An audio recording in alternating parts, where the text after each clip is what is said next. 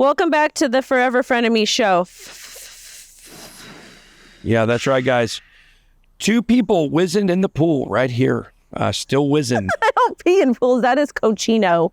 Okay. Excuse me. I'm just talking about our nice wizard hats. Yeah. That's all. The reason why we're wearing these wizard hats is because I support Taproot Wizards and everything that they're doing. Shout out to Udi. Bringing the fun back to Bitcoin. We are bringing the fun back to Bitcoin. Wendy are bringing the old-fashioned hate back to podcast. I am not bringing sexy back because I still am sexy. Well, didn't you have to have it in the first place? Hey. For some of us, They know. They know. Whoa, they know. Hey, get $20, pay see a toe. You know. No, the man offered me $500 to suck on my toes. Now, let's be clear here. We talk about this every episode. Because I obviously have ARFID, so this kind of fits in that category. And I actually do have an illness, and it's called when you're half wet. Like when I don't like when water. No. Listen, I have an issue. Unless guys, no. Listen, Scary I have to wash my hands with soap and water. It can't be hand sanitizer because that's not real. It's fake. And I have to actually physically take a shower with soap. If I get water on me and there's no soap, I get skeeved out. Like right now, I'm very skeeved out because I'm half in the pool, half not. I have a wet shirt. It's touching my body. I'm very, very uncomfortable right now. It is touching my butthole and it's really, really gross. It's bothering me and I'm having a really big problem right now. And I don't think you understand how serious this is. My body's available for touching anytime. And it doesn't make me uncomfortable. You know what's always funny is when people mic me up, like whoever the guy is, usually a guy, obviously, a lot of the audio people, and I'm sure, there are women that do it too. But they're always so scared to put your mic through your shirt. They're like, do you want to do this? Is it okay if I put both hands down because of sexual harassment. They do that to me too, which is very nice. But when I was in Europe, the guy was like, can I do this? Or he just did it. And I didn't care. It didn't bother me at all. Yeah. Well, I invite it. I mean, everybody in their life should have the opportunity to touch me once. That's what I say.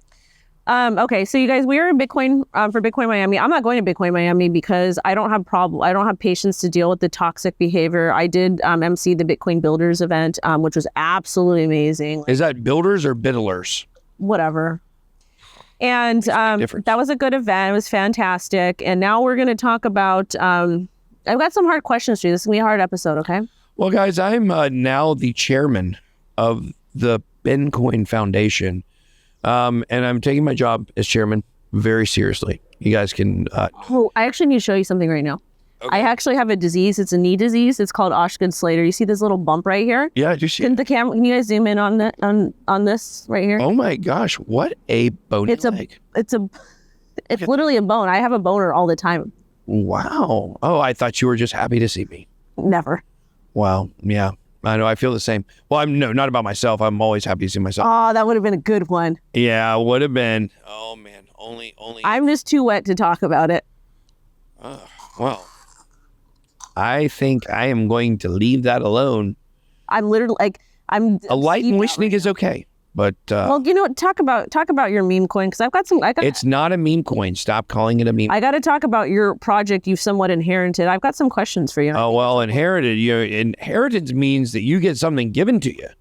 But no, I'm actually with a group. You're with child. Yeah, I am paying for this, or we are paying for this through the foundation. But it is the crazy story about how all this happened. Yeah, please. See Andrew Tate talking about. I don't like that. You know what? Andrew Tate. If you Google him up and you look at the definition of Andrew Tate, he smells like swamp. You'll see a picture of swamp ass and Axe body spray. Yeah. Yeah. What a picture of. Okay. Yeah, somebody's. Yeah. You're already talking about swamp ass, and we're obviously already talking about being half wet in the pool. So let's move on. Okay. I mean, water's wet. It is what it is. So yeah, I mean, let's get into it. Yeah, please, because I got a question for you. Go answer. Because you said you were not going to sell any of your tokens, and you did. I did, absolutely. What are you doing with those proceeds? They're not proceeds. So here is the situation. So basically, there is a backer that's paying for this. Okay. I'm actually not, putting up any of my own money for this. Okay. I am in a roundabout way, potentially, if we have to basically front the deal a little bit. And that's where this will come into play. So obviously, I put my address of my public address out when I got these coins that were considered to be, I call them team tokens. Now, nobody actually told me they were team tokens. There was only one other guy involved in it, Ben.eth. And look, he sent me some tokens, and it was just a fun project to support. It was a meme coin. I supported it. Like, I didn't put any money into it, and didn't think it would ever go anywhere. Had pretty much no care about it. It was just supporting a guy in a group I was in. And what happens is it goes viral overnight. People write stories about how I launched my own coin, which I had nothing to do with the sale. Didn't even know it was a thing until didn't even know there was a sale until after, like, everything blew up. So Bug. Was that a puppy? Yeah. Oh, cool. So what happens is that we started setting up a plan as if I'm on the team. So that involves me not selling my tokens. Well, I remember the message you got in Estonia. The message I got, which one? Where you were pissed. Oh, yeah. I was like, right when you told me that, I was like, oh my God. Yeah. It was terrible. Exactly. So, but it was actually on my way from Estonia to London on the plane that I decided that I had to take it over. Right. Because there were just a lot of questions with liquidity, a lot of questions about the founder, a lot of questions around a lot of things. And so we had established the way this project was going to look with Ben.eth in control of it. But he is not in control of it anymore. As soon as this deal is done, which by the time people are watching it, it should be done, we're going to release a roadmap. And so we're inheriting by money 106, I think it's 106 trillion tokens. So why would you even make a token with that much supply? I didn't control the supply. Are you guys going to burn some? Well, I don't know. Potentially, we're going to do some community initiatives where the community is going to vote on kind of the things they want to see happen. Like maybe so a Ben DAO or burns or it's not necessarily a DAO. It is kind of a DAO, but we're not calling it a DAO because this is not launched by a group of people who are wanting to see certain things happen, which we'll talk about in a minute. This is my vision for what I want this coin to be and what I want the community to look like and what I want the governance to be on it in the roadmap. So it's not a bunch of people making the decisions.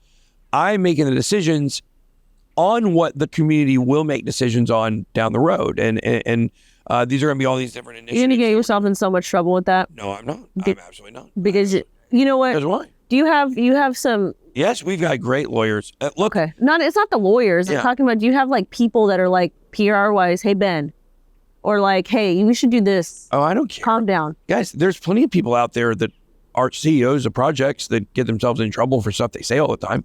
Who cares? Well, Charles Hoskinson does. Justin Sun does. Vitalik Buterin does sometimes. Not as much as the other two. But, of course, they don't care. That's why they do what they do. So I'm not concerned at all about it. But I think this was really like a blessing, like a gift in a sense. But it's just so like... Because, look, I can't launch a token. I can't launch a sale. I can't do that. I'm an influencer. I know, but it's just a lot. You got a lot on your plate now. It's a big responsibility. Oh, yeah, it is. And I'm excited about it. So basically what's going to happen is the deal is going down. It's 1,000 ETH and $250,000 in stable coins. And so we're gathering the ETH. So you guys are giving it to that guy to buy? Yeah. Jesus. Yeah. You know what? Yeah. He's done very well financially. I know that. So you know what? I would like to launch a token one day and make that much. But you can't launch a token. I couldn't launch one either. I didn't launch a token. Somebody else did. God, man. I know. What a great turn of events. So anyways, the point here is that we're not going to focus on the price. Of course, the market cap and the price will move, as more popularity comes to the project and awareness, not of what the name of it is, bencoin, but because of what we're doing. So it's going to be a hard project for people to really bash when they really see it. Of course, the Bitcoin maximalists will, but that wasn't given. But Ben, so we do need to address the elephant in the room, the hippo in the room. Well, about the tokens. Go ahead. So what happened is that 1,000 ETH, it's coming in different waves from the guy that's backing it. Mm-hmm. And I'm trying to wrestle this project away from Ben.eth as quickly as possible. He's ready. We're just waiting. Of course he's ready because he keeps launching other tokens, which is ridiculous. That's And people, Well, that's on him. That's his decision. I know the fact that people are literally sending ETH to his, or whatever they're sending to his wallet, he's made like $5 million? Well, I mean, he hasn't made that much per se because he's got to use part of that for liquidity and all that stuff. Well, he does. The liquidity is a big deal. He makes a lot of money. It is, of course. On some days, he made $100,000 just on the ETH liquidity, or on the yield from the liquidity. I'm in the wrong business, man. Well, Wendy, we got a spot on the team for you. So, but the point here is that what happened is these are coming in waves. I'm trying to get this deal done as quickly as possible. If we wanted to sit around for 2 weeks and let all the money roll in, we could. So I started moving stuff around. I started moving stuff around to get the liquidity of the 1,000 ETH. Guys, I don't have 1,000 ETH laying around. I've got all my net worth in different assets, whether it's vehicles or real estate or crypto on behalf of the company that we don't want to part with all of it to back a coin or to buy a coin. So I sold 1 trillion bencoins for ETH to use that to help bridge this deal forward to get it done before this week is. So is that 45? Was it 45 ETH? Something like that, yeah. Is that going straight to the sale? So what's going to happen, I'll say it again, is we've got to figure out how much we can get by Friday, and then that's sitting to the side, ready to roll in if we need that much, along with we've got another maybe 250 sitting around. Okay, so so if you don't end up rolling that into the project, what's happening with it? Because people are going to be pissed. Well, we have 105 trillion tokens we're getting, and we're locking all of them up for years. And they're going to be on a schedule, and we're not going to sell any of them unless it's a $500 million market cap. How much is it in today's market value? How much is that amount of tokens worth in ETH? Well, I mean, just multiply by 2, about almost 2, right? Not quite so how much? 2 actually. So probably like, I don't know, 80 grand, something like that. But we're just looking at the ETH. We're not looking at the... No, I know. Because it's an ETH deal. Right, but I just want to make, because people are very pressed about that, and I can understand, and that's why I'm asking questions about that 45 ETH or whatever it was, because you did say that you weren't going to sell any of those tokens, and you did. Yeah, to help buy the project. Right, but my question is, if you don't need to deploy that 45 ETH or whatever that was that you sold into the project, what happens with it then? Well, that's can be figured out, whatever they want to do. Okay, so so basically, it's not yours, it's the community's.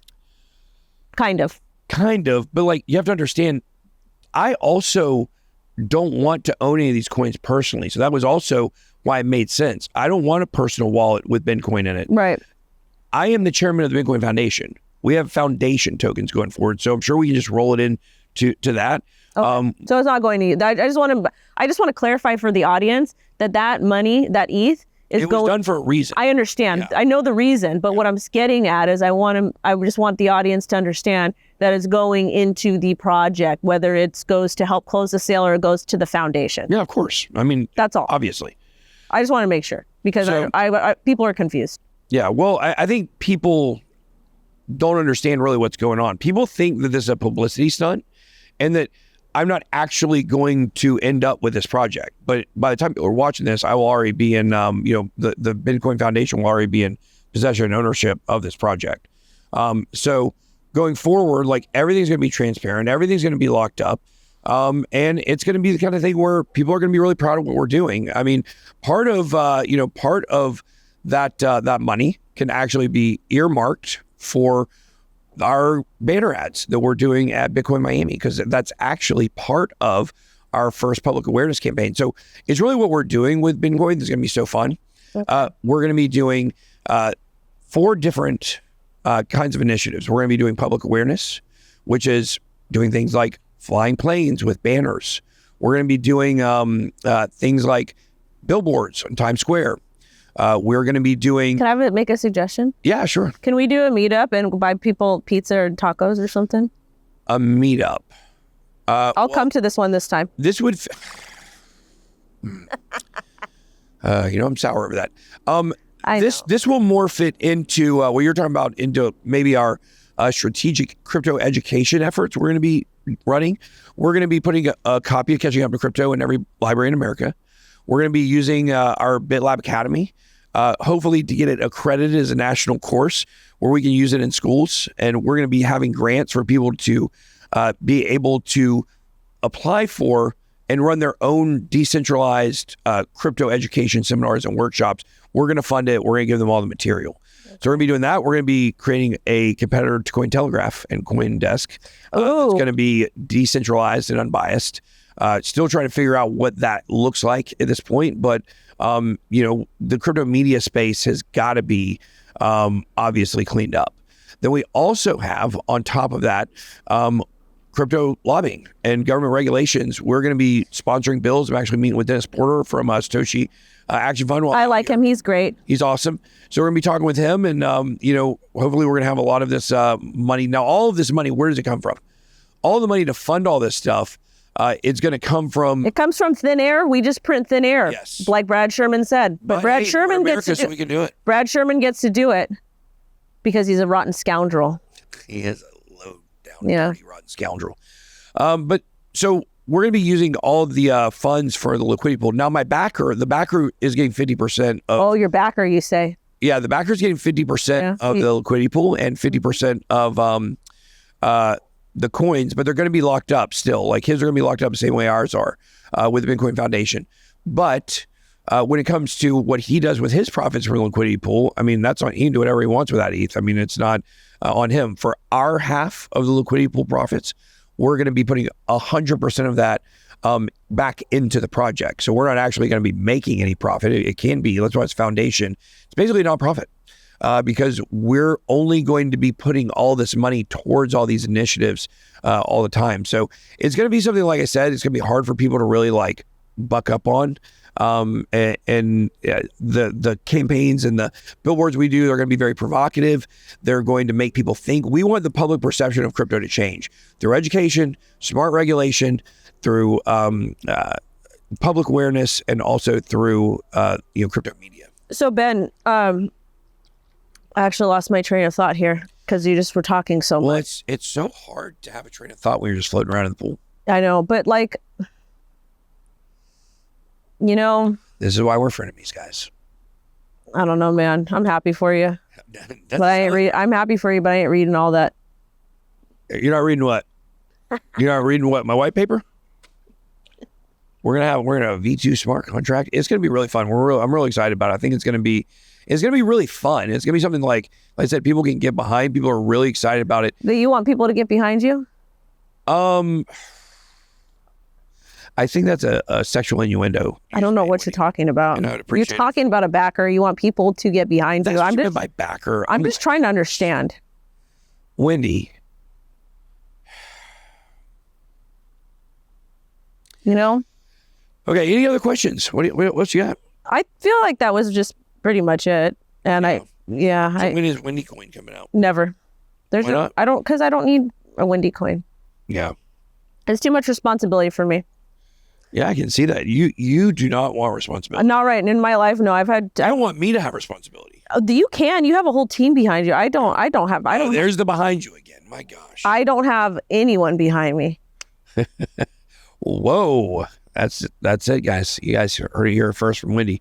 She's a backer. In and out 2 hours? What? Yeah. Okay. So, so we're finishing up down here. It's getting dark. I don't really know. Where are we going to eat? I don't know. Where do you want to eat? Where are you craving? I don't know. Yeah. I just would like a nice glass of wine after this show. You know where I went the other night? Where? I was in London for one night, and right next to my hotel was Nobu. Have you ever been to Nobu? Actually, I haven't. I feel like it's overrated. How can you say? Dude, okay. I'm going to put you on some game. You are poor unless you go to Joffreys in Malibu. Okay. That is the best. Joffreys is literally the best. One of the best restaurants in Southern California. They have the best scallops. Everything there is good. I love scallops. Oh my God. I love scallops. They're like one of my favorite foods. If you'll go there when you come to LA, it does not violate my orphan rules. When you go to come back to LA and we do because we're going to film this trailer and I'm basically going to embarrass Ben in every single place everywhere. It's going to be hilarious. Is this payback for me having to be embarrassed just being with you all the time? You know what? I'm the only woman in crypto, so be thankful you get to be in my presence. Only woman. Yeah, pretty much. crypto. Yeah. Okay. Yeah. But Joffreys is amazing food, like amazing food. Like everything you get from the menu is good. And it's got a beautiful ocean view. The reason why I'm bringing up Joffreys is because there's a Nobu by it, right? And like the like wannabe, like the transplants, they go to Nobu and they like, and it's just like lame because not even, Yeah. but. Well, I just wanted to eat there because it's a famous restaurant. It was right next to my hotel in London. Yeah. So I went and I enjoyed it. So you can be a hater and you can talk, you're no boo of mine. That's for sure. I can tell you that. Thank much. God. Yeah, no kidding. But my daughter says, no kidding. She's like, we'll tell the story and she'd be like, no kidding. Just no kidding here. Yeah, it's because she's probably really funny and it's hard for people to take her seriously. And she's got to let you know. No kidding on this one. I have to do that all the time. I do it all the time. People always think I'm kidding about stuff. And sometimes it's like really important, like, no, like my dog is really lost. This isn't a joke. Like, someone please help me. But everybody's like, he's telling some joke about a dog, Well, because you talk a lot. Do you think I should talk less? I think you need a PR person around you before you say anything on the internet. Yeah, I just don't care. I don't care that much about it though. Like I want to be able to say what I want to say when I want to say it. I don't like to be restricted. Me too. Yeah. That's why men get mad at me is because I do what I want to do and they don't like that. Yeah. Do women get mad at you too, Wendy? Oh, women hate me. Some women absolutely hate me. They're the confident women love me. Insecure women hate me. And I've got some stories about that. You guys hear that, Wendy haters? No. Yeah. Ladies. Really confident women, I get along with them, but insecure women, they don't like me because I don't know why. My mom had the same problem too. Well, is that because everything you talk about on your show are securities? No, I don't talk about securities. Well, that would make sense for insecure. Yeah. No, but I'm very secure in myself and, and I'm kind of like, the thing is I'm like one of the dudes, like, I'm really like I'm like a boy, but I don't have an appendage. I've got two appendages.